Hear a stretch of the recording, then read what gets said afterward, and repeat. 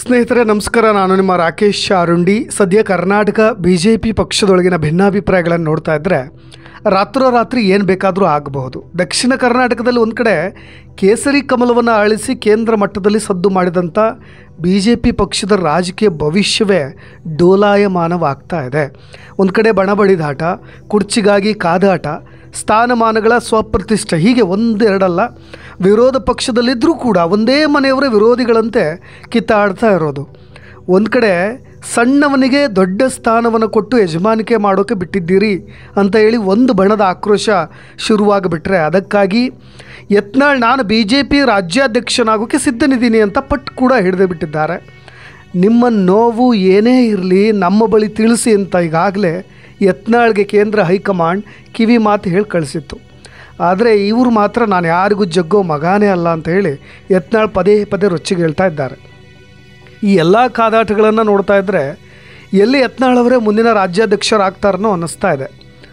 ವಿಜಯೇಂದ್ರ ಬದಲಾವಣೆಗೆ BJPಯ ಒಂದು ಬಣ ಪಟ್ಟು ಹಿಡಿದು ಕೂತಿದೆ. ಯತ್ನಾಳ್ ಹಾಗೂ ವಿಜಯೇಂದ್ರ ನಡುವಿನ ವಾಕ್ಸಮರ ಕೂಡ ತಾರಕಕ್ಕೆ ಏರ್ತಾ ಇದೆ. ಈ ಎಲ್ಲ ಗೊಂದಲಗಳಿಗೆ ತೆರೆ ಎಳಿಬೇಕು ಅಂದರೆ ವಿಜಯೇಂದ್ರ ತೆಲ್ದಂಡವಾಗಬೇಕು. ಅವ್ರ ಸ್ಥಾನಮಾನಕ್ಕೆ ಅವರು ಸಿಕ್ಕ ಸ್ಥಾನಮಾನಗಳನ್ನು ತ್ಯಾಗ ಮಾಡಬೇಕು. ಆಗ ಇದೆಲ್ಲದಕ್ಕೂ ಕೂಡ ಫುಲ್ ಸ್ಟಾಪ್ ಬೀಳಬಹುದು. ಹಾಗಾಗಿ BJP ರಾಜ್ಯಾಧ್ಯಕ್ಷ ಸ್ಥಾನಕ್ಕೆ ಮತ್ತೆ ಚುನಾವಣೆ ನಡೆಸಬೇಕು ಅನ್ನೋ ಆಗ್ರಹ ಕೇಳಿ ಬರ್ತಾ ಇರೋದು. ಯತ್ನಾಳ್ ಬಣದಿಂದ ರಾಜ್ಯಾಧ್ಯಕ್ಷ ಸ್ಥಾನಕ್ಕೆ ಆಕಾಂಕ್ಷಿ ನಾನೇ ಅಂತ ಫೈನಲ್ ಆದರೆ ನಾನು ಖಂಡಿತವಾಗಿಯೂ ಸ್ಪರ್ಧೆ ಮಾಡ್ತೀನಿ ಅನ್ನೋ ಮಾತಿನ ಮುಖಾಂತರ ಈ ಸ್ಪರ್ಧೆಯ ಖಚಿತತೆ ಜೊತೆಗೆ ಗೆಲ್ಲೋ ಖಚಿತತೆಯೂ ಕೂಡ ಇದೇ ಯತ್ನಾಳ್ ಅವರು ಹೊರ ಹಾಕಿರೋದು. ಸ್ನೇಹಿತರೆ, ಯತ್ನಾಳ್ ಬಣದಲ್ಲಿ ಕುಮಾರ್ ಬಂಗಾರಪ್ಪ ಅವರ ಹೆಸರು ಕೂಡ ಸುದ್ದಿಯಲ್ಲಿದೆ. ಅದು ಗೊತ್ತಿರೋ ವಿಚಾರ. ವಿಜಯೇಂದ್ರ ವಿರುದ್ಧ ಟಕ್ಕರ್ ಕೊಡಲಿಕ್ಕೆ ಅಥವಾ ಫೀಲ್ಡ್ಗಿಳಿದು ತೊಡೆ ತಟ್ಟೋ ಫೈರ್ ಬ್ರ್ಯಾಂಡ್ ಲಿಸ್ಟ್ನಲ್ಲಿ ಈ ಕುಮಾರ್ ಬಂಗಾರಪ್ಪ ಅವರ ಹೆಸರಿಗಿಂತ ಯತ್ನಾಳ್ ಅವರೇ ಹಿಟ್ ಲಿಸ್ಟ್ನಲ್ಲಿ ಇರೋದು ನಿಮಗೆ ಗೊತ್ತಿರೋ ವಿಚಾರ. ಹಾಗಾಗಿ ಈ ಸಂಘಟನಾ ಶಕ್ತಿಯ ಮೇರೆಗೆ ಅವರ ಹೆಸರೇ ಈಗ ಫೈನಲ್ ಲಿಸ್ಟ್ನಲ್ಲೂ ಕೂಡ ಕೇಳಿಬರ್ತಾ ಇದೆ. ಇನ್ನೇನಿದ್ರೂ ಕೋರ್ ಕಮಿಟಿ ಚುನಾವಣೆಗೆ ಎರಡೂ ಬಣಗಳು ಕೂಡ ಈಗಾಗಲೇ ತುದಿಗಾಲಲ್ಲಿ ನಿಂತಿರೋದು. ಒಂದು ವಿಜಯೇಂದ್ರ ಬಣ, ಇನ್ನೊಂದು ಕಡೆ ಯತ್ನಾಳ್ ಬಣ. ಇನ್ನು ಈ ವಿಜಯೇಂದ್ರ ಬಣದಲ್ಲಿರ್ತಕ್ಕಂಥ ಕೆಲವರು ತೆರೆಮರೆಯಲ್ಲಿ ಯತ್ನಾಳ್ ಪರವಾಗಿದ್ದಾರೆ ಅನ್ನೋ ಗುಮಾನಿ ಕೂಡ ಇದೆ. ಒಂದು ವೇಳೆ ಯತ್ನಾಳ್ ಪಿಚ್ಚಿಗಿಳಿದ್ರೆ ಸಾಕಷ್ಟು ಸಮಸ್ಯೆಗಳಿಗೆ ಪರಿಹಾರ ಸಿಗುತ್ತೆ, ಈ ವೈಮನಸ್ಸುಗಳಿಗೆ ತೆರೆ ಬೀಳುತ್ತೆ, ಹಿಂದೂ ಹುಲಿ ಅನ್ನೋ ಖ್ಯಾತಿಯ ಜೊತೆಗೆ ಮುಂದಿನ ಎಲೆಕ್ಷನ್ ಕೂಡ ಧೈರ್ಯವಾಗಿ ಎದುರಿಸಬಹುದು ಅನ್ನೋ ಪ್ಲ್ಯಾನ್ ಕೂಡ ಇದರಲ್ಲಿ ಅಡಗಿದೆಯಂತೆ. ಸ್ನೇಹಿತರೆ, ಯತ್ನಾಳ್ ಈಗಾಗಲೇ ಮಾಧ್ಯಮಗಳ ಮುಂದೆ ಮಾತನಾಡ್ತಾ ಉಸ್ತುವಾರಿ ಸಭೆಗೆ ನೀವು ಯಾಕೆ ಹೋಗಿಲ್ಲ ಅಂತ ಕೇಳಿದ್ದಕ್ಕೆ ನಾನು ಹೋಗಿಲ್ಲ, ಅಲ್ಲಿ 600 ಶಾಸಕರ ಬೆಂಬಲ ಇದೆ, ಅಲ್ಲಿ ನಮಗೇನು ಕೆಲಸ ಅಂತ ಹೇಳಿ ವಿಜಯೇಂದ್ರ ಅವರ ವಿರುದ್ಧವಾಗಿ ಅವ್ರನ್ನ ಕೆಡಕೋ ಕೆಲಸ ಮಾಡಿದ್ರು.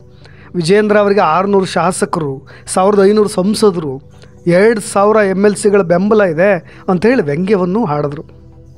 ಇನ್ನು ಯತ್ನಾಳ್ ಜಾರಕಿಹೊಳಿ ಇವರಿಬ್ಬರು ಹಿಂದೆ ಯಾವ ಮಗ ಇರ್ತಾನೆ, ಅದಕ್ಕೆ ನಾವು ಹೋಗಿಲ್ಲ ಅಂತ ಮಾತನಾಡಿದ್ರು. ಜೊತೆ ಕಾರ್ಯಕರ್ತರ ಹುರುಪು ಆಗುವಂತೆ ಅಧ್ಯಕ್ಷರಾಗಬೇಕು, ರಾತ್ರಿ DKಶಿ ಮನೆಯಲ್ಲಿ, ಮುಂಜಾನೆ ಸಿದ್ದರಾಮಯ್ಯನ ಮನೆ, ಮತ್ತು ಬೆಳಗ್ಗೆ 11ಕ್ಕೆ ಬೋಲೋ ಭಾರತ್ ಮಾತಾ ಕಿ ಜೈ ಅಂದರೆ ಹೇಗೆ ಅನ್ನೋ ಮಾತುಗಳು ಪರೋಕ್ಷವಾಗಿ ವಿಜಯೇಂದ್ರ ಅವರ ವರ್ತನೆಗಳು, ಸದ್ಯದ ರಾಜಕೀಯ ಬೆಳವಣಿಗೆಗಳಲ್ಲಿ ಈ ವಿಜಯೇಂದ್ರ ಅವರು ನಡೆದುಕೊಳ್ಳಿರ್ತಕ್ಕಂಥ ರೀತಿಯ ಬಗ್ಗೆ ಯತ್ನಾಳ್ ಅವರು ಕುಟುಕಿದ್ದು.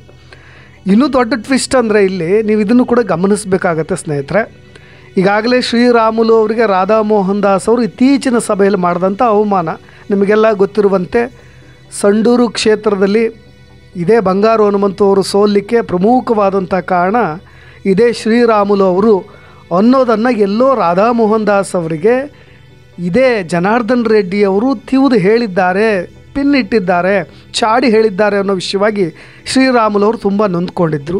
ಅದು ಕೂಡ ಬಹಿರಂಗ ವೇದಿಕೆಯಲ್ಲಿಯೇ ಎಲ್ಲ ನಾಯಕರ BJP ನಾಯಕರ ಶಾಸಕರ ಮಧ್ಯದಲ್ಲಿ ಶ್ರೀರಾಮುಲು ಅವರಿಗೆ ಈ ರೀತಿಯಾಗಿ ರಾಧಾ ಮೋಹನ್ ದಾಸ್ ಅವರು ವ್ಯಂಗ್ಯ ಆಡಿದರು ಅನ್ನೋ ರೀತಿಯಾಗಿ, ಕ್ಲಾಸ್ ತೆಗೆದುಕೊಂಡ್ರು ಅನ್ನೋ ರೀತಿಯಾಗಿ ಈ ಎಲ್ಲ ಬೆಳವಣಿಗೆಗಳಿಂದ ಶ್ರೀರಾಮುಲು ಅವ್ರಿಗೂ ತುಂಬ ನೋವಾಗಿದೆ. ಇದರ ನಡುವೆ ಕಾಂಗ್ರೆಸ್ ಸಚಿವರು ಕೂಡ ಶ್ರೀರಾಮುಲು ಅವ್ರನ್ನ ನಮ್ಮ ಪಕ್ಷಕ್ಕೆ ಬಂದರೆ ನಾವು ವೆಲ್ಕಮ್ ಮಾಡ್ತೀವಿ, ಬರ್ಬೋದು, ಒಬ್ಬರನ್ನಂತ ಒಬ್ಬರು ಇದೇ ರೀತಿಯಾದಂಥ ಸ್ಟೇಟ್ಮೆಂಟ್ಗಳನ್ನು ಕೊಡ್ತಾ ಇದ್ದಾರೆ. ಶ್ರೀರಾಮುಲು ಅವರು ಬಂದರೆ ನಮ್ಮ ಪಕ್ಷದೊಳಗೆ ನಾವು ಸುಲಭವಾಗಿ ತುಂಬ ಪ್ರೀತಿಯಿಂದ ವೆಲ್ಕಮ್ ಮಾಡ್ಕೊಳ್ತೀವಿ, ಯಾಕೆ ಬರಬಾರ್ದು ಅಂತ.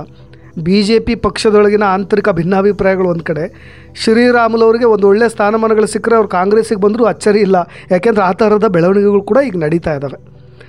ಇದ್ರ ಬೆನ್ನಲ್ಲಿ BJP ಭಿನ್ನರ ಗುಂಪು ಶ್ರೀರಾಮುಲು ಅವ್ರನ್ನು ಕೂಡ ಈ ಮಧ್ಯೆ ಸಂಪರ್ಕ ಮಾಡ್ತಾ ಇದೆ. ಅವ್ರನ್ನೂ ಕೂಡ ಮಾತನಾಡ್ಸೋಕ್ಕೆ ಟ್ರೈ ಮಾಡ್ತಾ ಇದೆ. ಅಲ್ಲದೆ ಬಿ ಜೆ ಪಿಯಲ್ಲಿ ರಾಜ್ಯಾಧ್ಯಕ್ಷ ಸ್ಥಾನಕ್ಕೆ ಒಂದು ಕಡೆ ಬಡಿದಾಟ ಶುರುವಾಗ್ತಿದೆಯಲ್ಲ, ಆ ರಾಜ್ಯಾಧ್ಯಕ್ಷ ಸ್ಥಾನವನ್ನು ಈ ಚುನಾವಣೆ ಮುಂಬರುವ ಈ ಚುನಾವಣೆ ಕೋರ್ ಕಮಿಟಿ ಚುನಾವಣೆಯಲ್ಲಿ ಅಭ್ಯರ್ಥಿಯನ್ನಾಗಿ ಮಾಡಿ ಕಣಕ್ಕಿಳಿಸುವ ಆಫರ್ ಕೂಡ ಕೊಟ್ಟಿದೆಯಂತೆ. ಅದ್ರ ಕುರಿತಾಗಿ ಇದೇ ಬಿ ಜೆ ಪಿಯ ವರಿಷ್ಠರು ಕೂಡ ಈಗಾಗಲೇ ಶ್ರೀರಾಮುಲು ಅವ್ರನ್ನ ಮನವೊಲಿಸೋ ಕಾರ್ಯವನ್ನು ಮಾಡ್ತಾ ಇದ್ದಾರೆ. ಒಂದಿಷ್ಟು ರಾಜಕೀಯ ಇತಿಹಾಸವಿದೆ ಅವರಿಗೆ, ಒಂದು ದೊಡ್ಡ ಜರ್ನಿ. ಹಾಗಾಗಿ ಸ್ವಲ್ಪ ಈ ಭಿನ್ನಾಭಿಪ್ರಾಯಗಳ ನಡುವೆ ಶ್ರೀರಾಮುಲು ಅವರಿಗೆ ಒಂದು ಆ ಥರದ ಒಂದು ಸ್ಥಾನದ ಆಕಾಂಕ್ಷಿಯಾಗಿ ನಿಲ್ಲಿಸಿಬಿಟ್ರೆ ಚುನಾವಣೆಯಲ್ಲಿ ಅದು ಕೂಡ ಹೇಳಲಿಕ್ಕೆ ಆಗೋದಿಲ್ಲ. ಸದ್ಯ ಯಾವುದೇ ನಿರ್ಧಾರಕ್ಕೆ ಶ್ರೀರಾಮುಲು ಅವರು ಬಂದಿಲ್ಲಂತೆ. ಬಿ ಜೆ ಪಿ ಎರಡೂ ಬಣದಲ್ಲೂ ಶ್ರೀರಾಮುಲು ಅವರು ಯಾವತ್ತೂ ಕೂಡ ಗುರುತಿಸ್ಕೊಂಡಿಲ್ಲ. ಅವರು ಅವ್ರ ಜೊತೆಗೂ ಚೆನ್ನಾಗಿದ್ದಾರೆ, ಯತ್ನಾಳ್ ಬಣದ ಜೊತೆಗೂ ಚೆನ್ನಾಗಿದ್ದಾರೆ, ಇನ್ನೊಂದು ಕಡೆ ವಿಜಯೇಂದ್ರ ಬಣದ ಕಡೆಗೂ ಚೆನ್ನಾಗಿದ್ದಾರೆ. ಹಾಗಾಗಿ ತಟಸ್ಥವಾಗಿ ಉಳಿದುಕೊಂಡಿರೋ ಕಾರಣವಾಗಿ ಅವ್ರನ್ನೂ ಕೂಡ ಈ ಥರದ ಈ ಕೋರ್ ಕಮಿಟಿಯ ಚುನಾವಣೆಗೆ ರಾಜ್ಯಾಧ್ಯಕ್ಷ ಸ್ಥಾನಕ್ಕೆ ಆಕಾಂಕ್ಷೆಗೆ ಯಾಕೆ ನಿಲ್ಲಿಸಬಾರ್ದು ಅನ್ನೋ ಚರ್ಚೆಗಳು ಕೂಡ ಒಳಗೆ ಹೇಳ್ತಾ ಇದ್ದಾವೆ ಅಂತ. ಇನ್ನು ಜೊತೆಗೆ ಈ ಭಿನ್ನರ ಟೀಮ್ ಕೂಡ ಈ ಥರದೊಂದು ಪ್ರಯತ್ನವನ್ನು ಮಾಡ್ತಾ ಇದೆ ಅನ್ನೋ ಮಾತುಗಳು ಕೇಳಿ ಬರ್ತಾ ಇದೆ.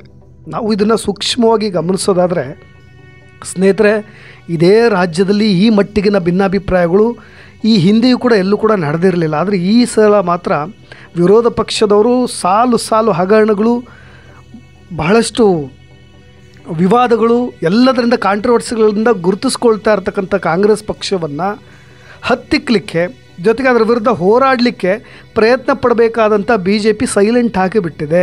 ಇವರ ನಡುವೆಯೇ ಇವರು ಬಣದೊಳಗೆ ಅನೇಕ ಸಮಸ್ಯೆಗಳು, ಅನೇಕ ಗೊಂದಲಗಳು, ಒಗ್ಗಟ್ಟಿಲ್ಲ, ಭಿನ್ನಮತ ಇದೆ, ಬಡಿದಾಟವಿದೆ, ಎಲ್ಲವೂ ಕಾಣ್ತಾ ಇರೋದು ನಿಮಗೆಲ್ಲ ಗೊತ್ತಾಗ್ತಾ ಇದೆ. ಇದನ್ನು ಶಮನ ಮಾಡಲಿಕ್ಕೆ ಹೈಕಮಾಂಡ್ನಿಂದ ಎಲ್ಲರೂ ಕೂಡ ಬರ್ತಿದ್ದಾರೆ, ಬಿ ಜೆ ಪಿಯ ನಾಯಕರುಗಳು ಕೂಡ ವರಿಷ್ಠರು ಬರ್ತಿದ್ದಾರೆ, ಆದರೆ ಸರಿ ಹೋಗ್ತಾಯಿಲ್ಲ. ಹಾಗಾಗಿ ಹೈಕಮಾಂಡ್ ಮತ್ತೊಮ್ಮೆ ಇದರ ಬಿ ಜೆ ಪಿಯ ಭಿನ್ನಮತವನ್ನು ಶಮನ ಮಾಡಲಿಕ್ಕೆ ಮತ್ತೆ ಬರುತ್ತಾ ಅನ್ನೋ ಪ್ರಶ್ನೆ ಕೂಡ ಈಗಾಗಲೇ ಉದ್ಭವಿಸಿರೋದು. ವೀಕ್ಷಕರೇ, ಇದ್ರ ಜೊತೆಗೆ ಇನ್ನೊಂದು ನಾನು ಹೇಳಲೇಬೇಕು ನಿಮಗೆ. ಜನಾರ್ದನ್ ರೆಡ್ಡಿ ವಿರುದ್ಧ ಪೂರ್ಣ ಪ್ರಮಾಣದಲ್ಲಿ ಮುನಿಸ್ಕೊಂಡಿರ್ತಕ್ಕಂಥ ರಾಮುಲು ಅವರ ಮುಂದಿನ ಹೆಜ್ಜೆ ಯಾವ ರೀತಿಯಾಗಿರುತ್ತೆ? ಕಾಂಗ್ರೆಸ್ಸಾ ಅಥವಾ ಇಲ್ಲೇ ಏನಾದರೂ ರಾಜ್ಯಾಧ್ಯಕ್ಷ ಸ್ಥಾನದ ಆಕಾಂಕ್ಷಿನ ಅನ್ನೋದು ಸದ್ಯದಲ್ಲೇ ಶೀಘ್ರದಲ್ಲೇ ಅವರು ಕೂಡ ನಿರ್ಧಾರವನ್ನು ತೆಗೆದುಕೊಳ್ಳೋ ಸಾಧ್ಯತೆ ಇದೆ. ಇಲ್ಲ, ಅವರು ನಿರ್ಧಾರವನ್ನು ತೆಗೆದುಕೊಳ್ಳೋ ಮುಂಚೆ ಇದೇ ಬಿ ಜೆ ಪಿ ವರಿಷ್ಠರು ಏನಾದರೂ ಎಂಟ್ರಿ ಕೊಡ್ತಾರಾ ನೋಡಬೇಕಾಗಿದೆ. ಇದೆಲ್ಲದರ ನಡುವೆ ಈಗಾಗಲೇ ಯತ್ನಾಳ್ ಅವರು ಒಂದು ಕಡೆ ನಾನು ಆಕಾಂಕ್ಷಿ ಅಂತ ಸ್ಟೇಟ್ಮೆಂಟ್ಗಳನ್ನು ಕೊಟ್ಟಿದ್ದಾರೆ. ರಾಮುಲು ಬಗ್ಗೆ ಅವರಿಗೆ ಅಭಿಪ್ರಾಯ ಏನಿದೆ ಅಂತ ಕೇಳಿದಾಗ ರೆಡ್ಡಿ ರಾಮುಲು ಜಗಳ ಆಡಬಾರ್ದು, ಇಬ್ಬರು ಒಂದಾಗಿರಬೇಕು ಅಂತ ಹೇಳಿ ಒಂದಿಷ್ಟು ಸಲಹೆಗಳನ್ನು ಕೂಡ ಕೊಟ್ಟಿದ್ದಾರೆ. ಯಾಕೆಂದರೆ ರೆಡ್ಡಿ ಶ್ರೀರಾಮುಲು ಮಧ್ಯೆ ಕೆಲವರು ಹುಳಿ ಹಿಂಡ್ತಾ ಇದ್ದಾರಂತೆ, ಇಲ್ಲ ಸಲ್ಲದನ್ನೆಲ್ಲ ಹೇಳಿ ಇಬ್ಬರ ನಡುವೆ ಈ ಥರದ ಬೆಂಕಿಯನ್ನು ಹಚ್ತಾ ಇದ್ದಾರೆ. ಅವರಿಬ್ಬರು ಒಂದಾಗಿರಬೇಕು, ಕಷ್ಟದಿಂದ ಬಂದಿರತಕ್ಕಂಥ ಅವರಿಬ್ಬರು ಯಾವಾಗಲೂ ಕೂಡ ಸ್ನೇಹದಿಂದ ಇರಬೇಕು ಅನ್ನೋ ಅಭಿಪ್ರಾಯವನ್ನು ಕೂಡ ತಿಳಿಸಿದರು. ನೋಡೋಣ, ಇದೆಲ್ಲ ಬಣಬಡಿದಾಟಗಳು, ಆಂತರಿಕ ಭಿನ್ನಾಭಿಪ್ರಾಯಗಳು ಇವೆಲ್ಲವನ್ನು ಶಮನಗೊಳಿಸಬೇಕು ಅಂದರೆ ಏನೆಲ್ಲ ಬದಲಾವಣೆಗಳು ಮುಂದೆ ಆಗಬಹುದು ಅನ್ನೋದರ ಕುರಿತಾಗಿ ಒಂದಿಷ್ಟು ಸುದ್ದಿಗಳೊಂದಿಗೆ ಮತ್ತೆ ಬರ್ತೀನಿ. ನಾನು ರಾಕೇಶ್ ಶಾರುಂಡಿ, ಧನ್ಯವಾದ.